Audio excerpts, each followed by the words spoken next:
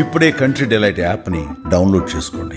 Download the country delight app now. అసలు Britishers 190 ఏళ్ళు మన దేశాన్ని పరిపాలించారు. ఒకటి కాదు, రెండు కాదు, 190 ఏళ్ళు.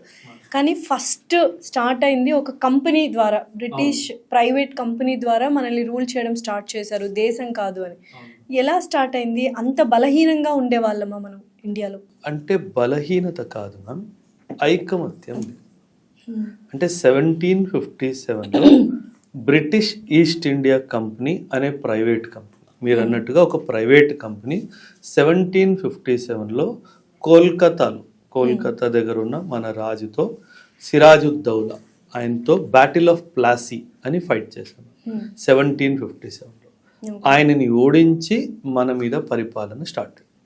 1757 నుంచి 1857 వరకు మన భారతదేశం అంటే ఒక దేశము ఒక ప్రైవేట్ కంపెనీ కింద ఉంది. కంపెనీ పరిపాలించింది దేశాన్ని. అది చాలా దురదృష్టం.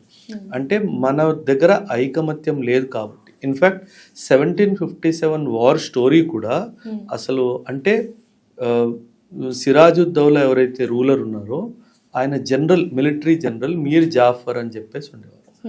ఇటువైపు బ్రిటిష్ ఈస్ట్ ఇండియా కంపెనీకి చెందిన రాబర్ట్ క్లైవ్ అని ఆర్మీ జనరల్ అన్నమాట. ఆయన ఏం చేశాడు, మీర్ జాఫర్ని కొనేశాడు. ఈ కొనేయడం వల్ల మీర్ జాఫర్ ఏం చేశాడంటే యుద్ధ రంగంలో ఆయన కింగ్డమ్ సిరాజుద్దౌలా పక్కన నిల్చున్నాడు కానీ ఫైట్ చేయలేదు. అందుకే ఈస్ట్ ఇండియా కంపెనీ వాళ్ళు 3000 మందే సైనికులు. సిరాజుద్దౌలా సైన్యము 50,000. 3,000 మంది 50,000 మందిని చంపేశారు. ఆయన అటువైపు ఉండి పోరాడలేదు, అంటే ఉన్నాను అని చూపించాడు. దీనిని మీర్ జాఫర్ని హిస్టరీలో బిగ్గెస్ట్ ట్రైటర్ అని చెప్తారు. అంటే మీర్ జాఫర్ ఆ వెధవ పని చెయ్యకపోతే మన హిస్టరీ ఇంకోలా ఉంది.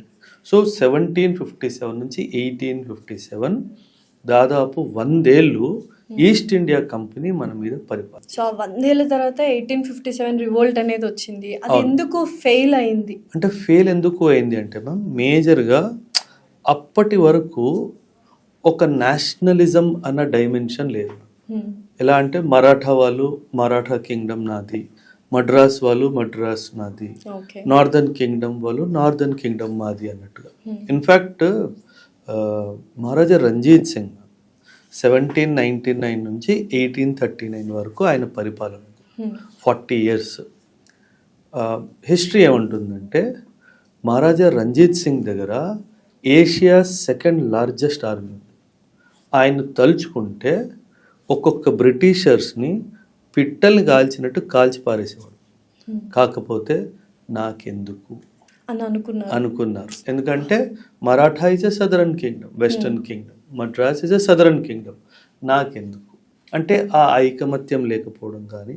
అండ్ మేబీ మహారాజా రంజిత్ సింగ్ అనిపించవచ్చు, నా వైపు రాలేదు కదా, నా వైపు వచ్చినప్పుడు చూద్దాము, నేను ఎందుకు అన్నెసెసరీ బ్రిటిషర్స్కి నేను ఉన్నాను అని చెప్పడం. అప్పుడు నా దేశం అనే ఫీల్ చాలా, దేశం అనే రాజ్యం మోర్ ఇంపార్టెంట్. అప్పట్లో మనము ఇప్పుడు ఒక ఐడెంటిటీ ఆఫ్ ఇండియా ఎలాగైతే ఇప్పుడు ఉందో అప్పట్లో లేదు.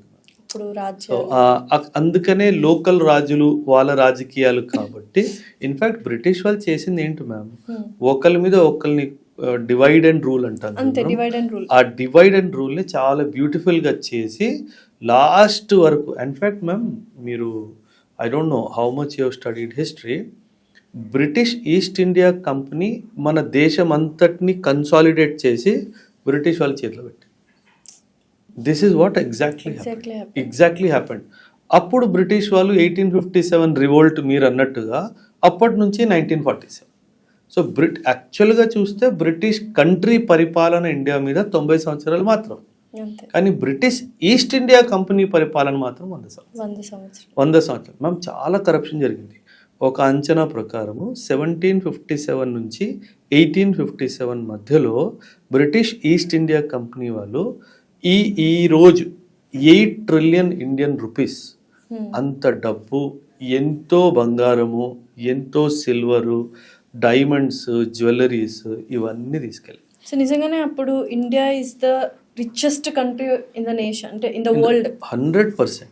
అసలు ఒక్క 1% కూడా ఇందులో డౌట్ లేదు మ్యామ్. రాబర్ట్ క్లైవ్ పేరు నేను తీసుకున్నాను కదా, ఒక స్టోరీ ఉంది మ్యామ్. రాబర్ట్ క్లైవ్ ఏమంటాడంటే, రాబర్ట్ క్లైవ్ కోల్కతాని లూట్ చేసుకొని 3 షిప్పుల నిండుగా బంగారం ఇంగ్లాండ్ తీసుకెళ్తాడు. 3 షిప్స్ అంటే అవి సాధారణమైన షిప్పులు కూడా కాదు, పెద్ద పెద్ద షిప్స్లో 3 షిప్పుల నిండుగా బంగారం తీసుకెళ్ళాడు. అప్పుడు బ్రిటిష్ పార్లమెంట్లో ఆయన గురించి మాట్లాడినప్పుడు, ఏ దేశాన్ని నువ్వు లూట్ చేసుకొని తీసుకొచ్చావంటే, ఒక దేశం కాదు, ఒక రాజ్యం కాదు, ఒక నగరం నుంచి తెచ్చారు. అంటే ఒక అంచనా వాళ్ళు వేసుకున్నారు, ఒక నగరంలో ఇంత బంగారం ఇంత వాల్యూస్ ఉన్నాయి అంటే ఆ దేశంలో ఎంత డబ్బు అక్కడ మొదలై. నిజంగానే శశి థరూర్ గారు కూడా ఒక వీడియోలో చెప్పడం జరిగింది కదా, మొత్తం బంగారం ట్రెజరీ అంతా ఇండియా నుంచి తీసుకెళ్లారు. అవును మ్యామ్, శశి థరూర్ గారు చాలా బుక్స్ రాశారు, ఇండియన్ నేషనల్ మూవ్మెంట్ మీద కానీ, ఇండియాస్ బ్రిటిష్ రూల్ మీద కానీ చాలా బుక్స్ రాశారు. ఆయన చాలా స్పష్టంగా ఒక్కొక్క విషయము, అంటే ఎలా మన ఎకానమీని వీళ్ళు నాశనం చేశారు. తనే కాదు మ్యామ్, హిస్టారికలీ దాదాబాయి నౌరోజీ గారు drain of wealth, Indian wealth ఆ కాన్సెప్ట్ మీద బ్రెయిన్ డ్రెయిన్ కూడా మాట్లాడారు, drain of wealth from India అని కూడా మాట్లాడారు. చాలా విషయాలు చెప్పారు మ్యామ్. డబ్బే కాదు, బంగారమే కాదు, ఇన్ఫ్యాక్ట్ బ్రిటిష్ వాళ్ళు ఇంకో వెధవ పని చేసేవాళ్ళు మ్యామ్. ఎలా అంటే మన ఇండియన్స్ని బానిసలుగా తీసుకెళ్ళేవాళ్ళు. అంటే వీళ్ళు బానిసల్ని చాలా తెలివిగా, ఎందుకంటే అప్పట్లో స్లేవరీ ఉంది, స్లేవరీ ఉంది కాబట్టి మన ఇండియన్ మేల్స్ని ఎస్పెషలీ స్లేవ్స్ లాగా తీసుకెళ్ళేవారు. దాన్ని ఇండెంచర్డ్ లేబర్ అంటారు. తీసుకెళ్ళి బ్రిటన్కి తీసుకెళ్ళలేదు మ్యామ్, వీళ్ళ కాలనీస్ వేరే వేరే కాలనీస్ ఎక్కడైతే ఉండేవో అక్కడ ఇండియన్ స్లేవ్స్ని వాడేవారు. వీళ్ళు తెలివి చూడండి మ్యామ్. నేను లోకల్స్ని స్లేవ్గా వాడాను అనుకోండి, రివోల్ట్ అయ్యే అవకాశం. సో నేనేం చేస్తాను, బయట నుంచి తీసుకొస్తాను, లోకల్గా పనిచేస్తాను. వీళ్ళు ఇదే పని చేశారు. ఇండియా నుంచి స్లేవ్స్ ఆఫ్రికాకి వెళ్ళారు, ఇండియా నుంచి స్లేవ్స్ని శ్రీలంకకి కూడా తీసుకెళ్ళారు. అక్కడ టీ ప్లాంటేషన్స్లో కానీ, కాఫీ ప్లాంటేషన్స్లో కానీ వీళ్ళని ఇండెంచర్డ్ లేబర్ అంటే ఎలా అంటే, జీతాలు అట్లా ఏం లేదు, పొద్దునుంచి సాయంత్రం దాకా పని చేయించుకోవాలా, జస్ట్ నీకు ఎంత అవసరమో అంతే ఫుడ్ పెట్టాలా, వాటర్ ఇవ్వాలా, నెక్స్ట్ డే మళ్ళీ పని. ఒక మెడికల్ లేదు, ఒక సోషల్ సెక్యూరిటీ లేదు, ఒక హెల్త్ కవర్ లేదు, ఏమీ లేదు. అంటే లిటరలీ బానిసల్లాగా వాడుకున్నారు. అందుకే ఇంగ్లీష్లో ఒక సామెత ఉంది, beneath every castle there is a grave అని. ఈరోజు బ్రిటిష్ వాళ్ళ ఇల్లు చాలా పెద్ద పెద్ద ఇల్లులు. ఆ ప్రాబబ్ ఏమంటుందంటే, ఆ కాసల్ కింద మా గ్రేవ్స్ ఉన్నాయి. So beneath every castle there is a grave. So అది మన పూర్వీకులు చేసిన త్యాగం. సో ఈ విషయాలన్నీ స్కూల్ పిల్లలకి చెప్పాలి, అప్పుడే మన దేశం మీద దేశభక్తి పెరుగుతుంది. సుమన్ టీవీలో మీ పర్సనల్ అండ్ బిజినెస్ ప్రమోషన్స్ కోసం కింది నెంబర్కి కాంటాక్ట్ చేయండి.